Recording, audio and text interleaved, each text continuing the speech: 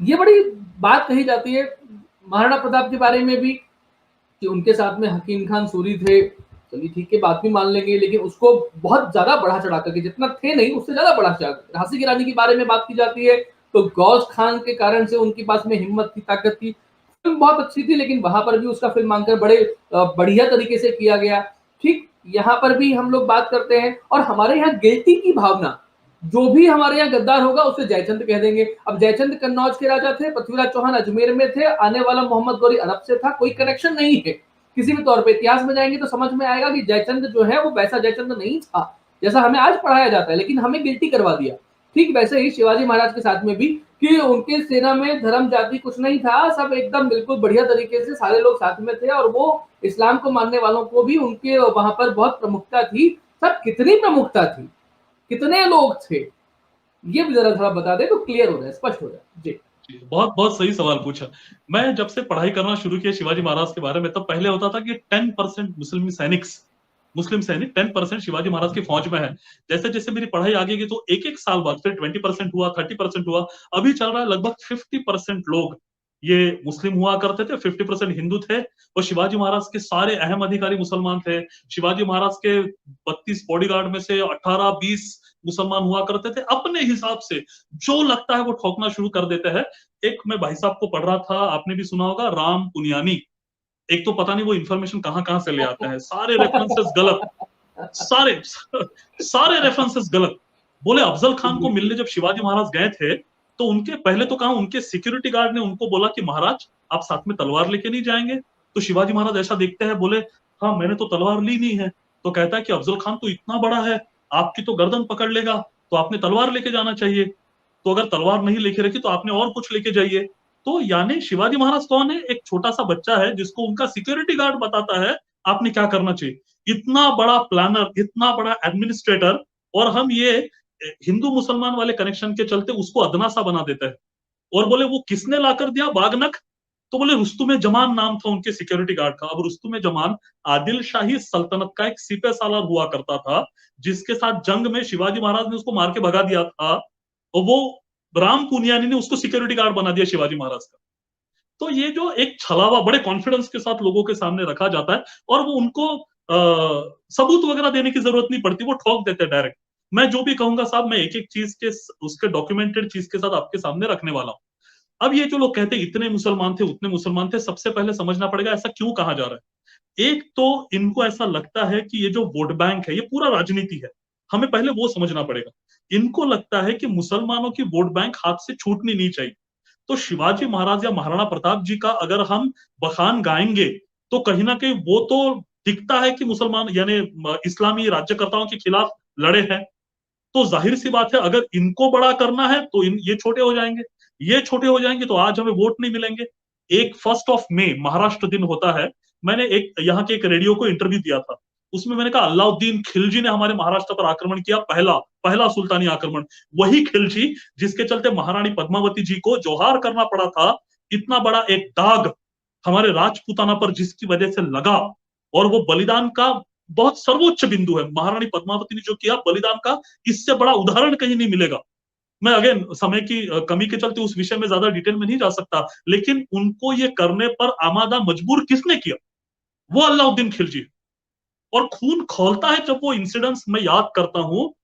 वो अलाउद्दीन खिलजी महाराष्ट्र पर आक्रमण करता है। मैंने इसके साथ उस ऑडियो वीडियो क्लिप का आगाज किया, तो मुझे नागपुर के एक व्यक्ति का, एक पार्टी के व्यक्ति के अध्यक्ष का फोन आता है पार्टी के।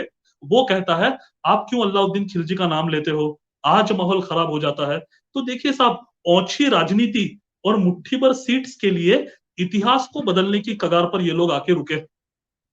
और ये अगर हम इनका षड्यंत्र समझ ले, तो फिर एक एक मुलायम इतिहास, एक सॉफ्ट करके, ये सब इक्वल थे, सब एक साथ थे। शिवाजी महाराज के साथ कितने मुसलमान थे? ये तो कहते हैं 50% से ज्यादा अधिकारी, बिल्कुल नहीं। केवल साहब केवल 12 नाम दिखाई देते हैं। हालांकि शिवाजी महाराज के लोगों की लगभग 400 अधिकारियों की लिस्ट प्रिंटेड है। 400 में से केवल 12 मुसलमान दिखाई देते हैं। उसमें से भी 4 लोग, शिवाजी महाराज जब छोटे थे तो उनके पिताजी शाहजी राजे ने बेंगलुरु दक्षिण भारत से शिवाजी महाराज की सहायता के लिए भेजे थे। तो 4 तो वैसे ही माइनस हो गए क्योंकि शिवाजी राजे छोटे हैं। वो जैना खान पीरजादे था, बहलीम खान था, नूरबेग था, ऐसे 3-4 लोग जो बचपन में उनके साथ भेजे गए। शिवाजी राजे जैसे 27 के हुए, 27, उन्होंने अपनी सारी टीम बदल दी 1657। और सारी टीम बदलते समय ये 4 लोगों के साथ उन्होंने क्या किया, ये इतिहास को पता ही नहीं। ये चारों नाम बाद में इतिहास में कहीं नहीं दिखाई देते, हमें नहीं पता शिवाजी महाराज ने क्यों निकाल दिया, चारों गायब।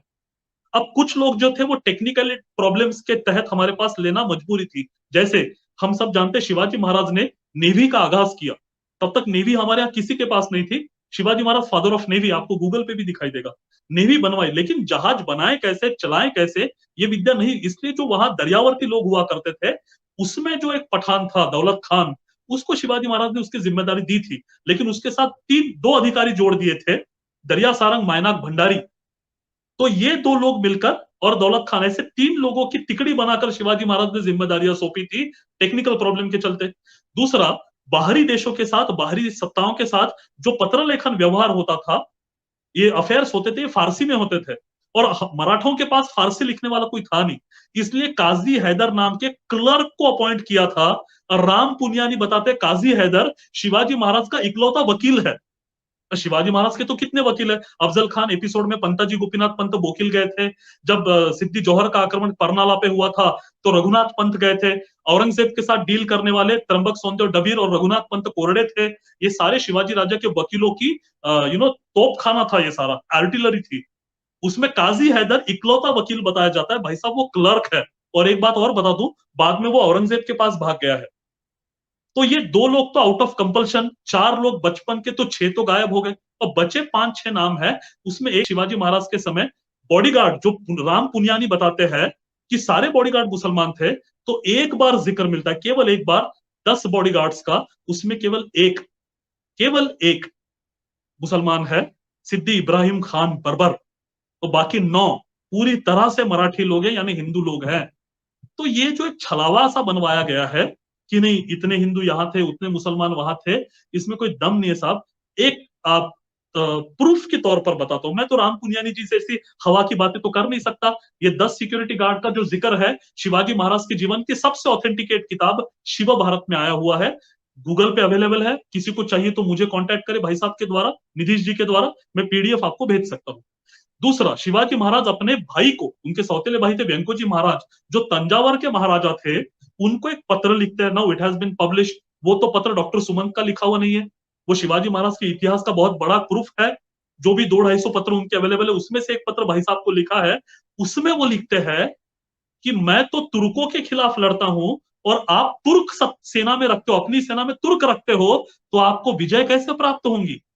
उस समय तुर्क ये शब्द इस्लामी सत्ताओं के लिए लिया जाता था, क्योंकि वो तुर्कस्तान से आए हैं, ऐसा माना जाता। तो शिवाजी राजे सीधी तौर पर लिख रहा है कि मैं तुर्कों को मारने लगा हूं और तुम उनको सेना में रखते हो, तो विजय कैसे मिलेगी।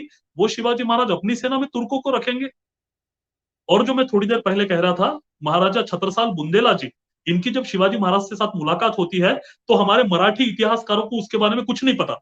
लेकिन अभी हमें मिलता है छत्रसाल बुंदेला जी का जो वकील हुआ करता था, उसका नाम है गोरेलाल तिवारी।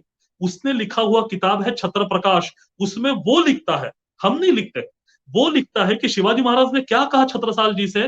तो शिवाजी राजे कहते कि मेरी तलवार मैंने तुर्कों की गर्दनें काटने के लिए उठाई हुई है। आप भी क्षत्रियों के मुकुटमणि है, आपको अगर तलवार चलाने की आपके अंदर आग है, तो मुगलों की गर्दनें काटने में अपनी तलवार का शांति करवाइए। मेरे पीछे माता भवानी खड़ी है, आप ब्रजनाथ श्री कृष्ण का नाम लीजिए, तो आपको विजय प्राप्त होगी। और अगर आप जीत गए तो पृथ्वी का राज्य करोगे, अगर आपको बलिदान वीर गति प्राप्त होती है तो सूर्यमंडल भेद कर जाओगे। सीधा भगवत गीता के वाक्य है, हत्वा वा प्राप्स्यसि स्वर्गम, जित्वा वा भोक्ष्यसि महिम। ये सारा कनेक्शन भगवान श्री कृष्ण और ये जो आपने लिब्रांटू शब्द कहा, उनके मुंह पे ये सारे तमाचे मैं विथ डॉक्यूमेंट एंड प्रूफ आपके सामने रख